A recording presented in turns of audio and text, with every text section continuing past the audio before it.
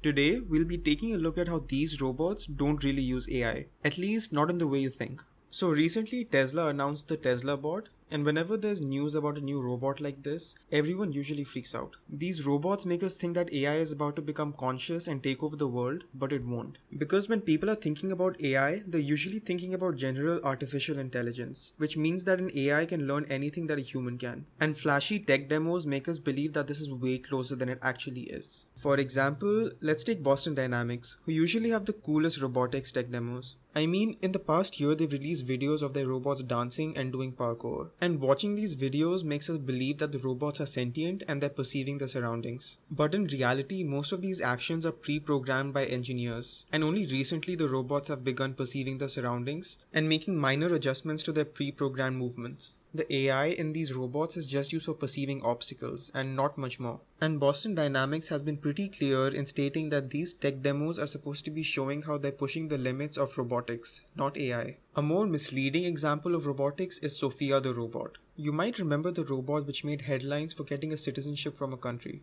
Sophia could look at you, hear you, and maintain a conversation with you. And many people thought that we finally had a robot which had emotions and could think for itself. But that's just not true. If you ask Sophia to do anything except for talking to you, like getting the groceries, it could not do it. That's because Sophia did not have a single AI. It was actually a collection of multiple AIs designed for doing different things. For example, there was one AI for maintaining a conversation and a separate one for seeing and identifying people. But you could get basically the same thing by taping up an Alexa to an iPhone. There's no single AI which is capable of learning from new experiences and being able to do completely new tasks. The best example we have of a robot that's able to learn from new experiences is this robot developed by OpenAI to solve the Rubik's Cube. And this was only possible by running thousands of years' worth of simulations in parallel, and then testing the movements on an actual robot. And surprisingly, it was able to overcome obstacles it had never seen before in the simulations.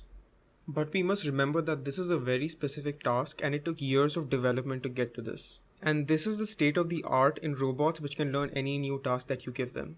You see, even the most complex application of AI right now, which is self-driving cars, is restricted to a very narrow environment. The conditions might be dynamic, but cars have to follow a certain set of rules. On the other hand, humans have to do millions of tasks without any predefined rules, such as buying groceries or cooking food. This is why most robots today are created just to do one single task again and again. And while they may have AI, it's usually AI for a very narrow purpose, such as detecting walls or finding items in a factory. And despite this, there's so much research over humanoid robots because firstly, it's very cool, and secondly, it's because if you want a robot that's able to do multiple tasks, a humanoid form may be the best option. Because while humans have evolved over millions of years to be able to do these tasks. And while we may have made huge leaps in robotics in accomplishing this, we're far away from creating a multi-purpose AI that's able to learn new tasks it has never seen before. So there's still quite some time until Skynet takes over.